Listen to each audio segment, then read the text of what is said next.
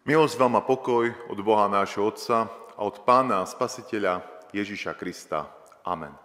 Z úcty voči slovu Božiemu povstaňte, bratia a sestry, a vypočujme si slova písma svätého napísané v Evaníliu podľa Matúša v 11. kapitole od 20. po 24.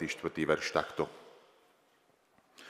Vtedy začal karhať mestá preto, že nekajali sa, hoci sa stalo v nich najviac jeho divov.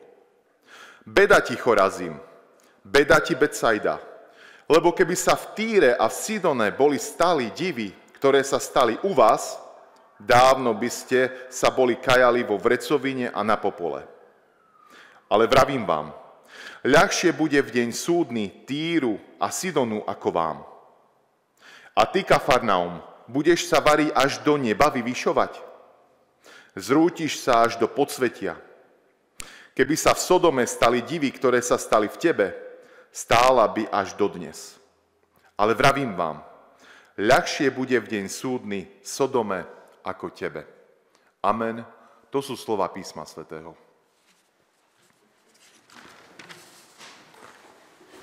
Tak.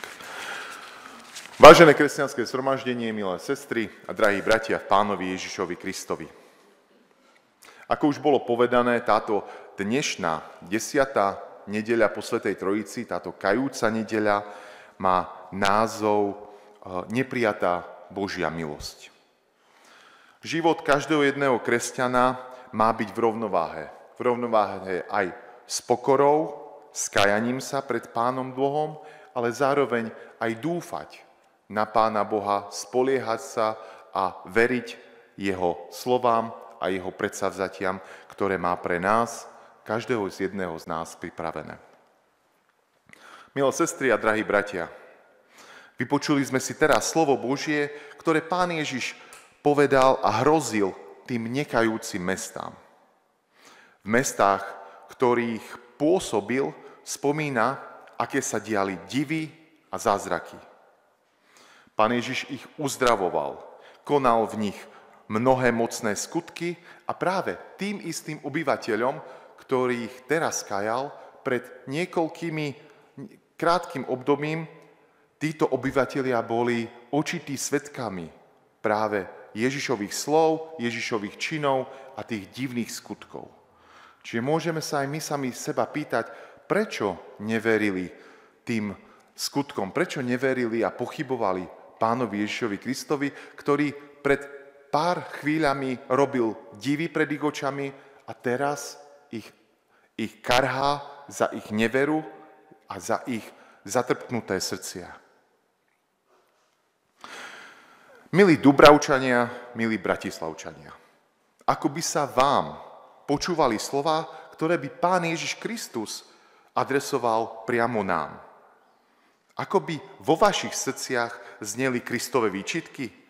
Beda ti, Bratislava, beda ti, Dubravka, lebo keby sa inde boli stali divy, ktoré sa stali u vás, dávno by ste boli sa kajali a verili by ste mi. Milé sestry a drahí bratia, Pán Ježiš Kristus nás všetkých miluje a na každom jednom z nás mu veľmi záleží. On nechce, aby sme trpeli, aby sme svoj život žili v trápení, ale práve naopak. Chce, aby sme za ním kráčali, aby sme jeho nasledovali a spoliehali sa na jeho slova a na jeho zasľúbenia. Ja viem, nie je to niekedy ťažké spoliehať sa, keď mnohokrát nevidíme. Ale ako sme počuli, mnohí ľudia aj videli tie jeho divné skutky na vlastné oči a predsa boli zatvrdnutí v ich srdciach. Pán Ježiš plakal, karhal a ľutoval ľudí, ktorí stále sú zatvrdnutí a ktorí stále sa nekajali a išli si stále svojou vlastnou cestou. Práve Pána Ježiša Krista pohľad na týchto ľudí mrzel a dohnal ich až k slzám. Práve Pán Ježiš Kristus plakal a čudoval sa ich nevere tomuto izraelskému ľudu. Mnohokrát Pán Boh aj cez svojich prorokov vyzýval svoj ľud k náprave. Vyzýval ich, aby sa zbavili svojich zlých ciest, aby kráčali po tých rovných a napravili tie svoje krivé cesty. Však práve aj v dobe adventu toto hlásame. Napravte svoje zlé, krivé chodníky a pripravujte cestu Pánovi. Aj je jedna z mládežníckych piesní, ktorá mi práve aj prišla na mysel, keď som písal tieto slová. A táto pieseň sa volá, alebo text tejto krátkej piesne je: Ak ľud môjho mena sa pokorí a bude sa modliť, ak vyhľadá moju prítomnosť a odvráti sa od svojich zlých ciest, vtedy ich z nebies vypočujem, vtedy im odpustím. Odpustím ich hriech a uzdravím ich zem, áno, uzdravím ich zem. Milé sestry a drahí bratia Pánovi Ježišovi, obráťme svoje srdcia, obráťme svoje mysle i svoje životy i skutky k Pánovi Ježišovi Kristovi. Môžeme sa obrátiť ako jednotlivci, každý sám za seba, ale obráťme sa ako cirkevný zbor, aj tu v Dúbravke, ako cirkevný, ako celá cirkev, ako národy, obráťme sa ako celá mestská časť Bratislava, buďme ako jeden štát a jedna cirkev a jedna celá zem obrátení ku Pánovi Ježišovi. Vstúpme si do svedomia a nech Pán Boh vidí tie naše obrátené srdcia. On vyhľadáva, Pán Ježiš, pokoru, lásku. On chce, aby sme ho nasledovali, kráčali za ním. Je to mnohokrát ťažké v každodennom živote kráčať a prejavovať úctu, lásku a pokoru voči Pánu Bohu. Ale práve Pán Ježiš Kristus vidí do najhlbších častí nášho srdca. On vidí aj to, čo pred druhými ľuďmi skrývame. On vidí aj to, čo skrývame mnohokrát sami pred sebou. V Starom zákone sme teraz počuli u proroka Jeremiáša výzvu, aby sme napravili svoje cesty a vtedy nám Pán Boh odpustí. On nás vystríha, aby sme sa nespoliehali na nejaké klamlivé slová. Ľudia v dobe proroka Jeremiáša sa spoliehali na tie klamlivé slova. Chrám Hospodinov majú. A práve Jeremiáš, prorok, ich upozorňoval, aby tieto klamlivé slová neboli nejaké, aby sa im nestali závdavkom, že nakoniec nebudú ospravedlnení. Práve on videl, prorok Jeremiáš, videl, aké sú ich reálne činy a ich krivé cesty. A práve on videl, ako tam spravodlivosť neexistuje, ako utláčali vtedy tých cudzincov a ako jedným druhým si zlé robili. Zamyslíme sa aj my, bratia a sestry, akým klamlivým slovám aj my veríme a akým klamlivým slovám, aké klamlivé slova nasledujeme. Lebo teraz je kajúca nedeľa.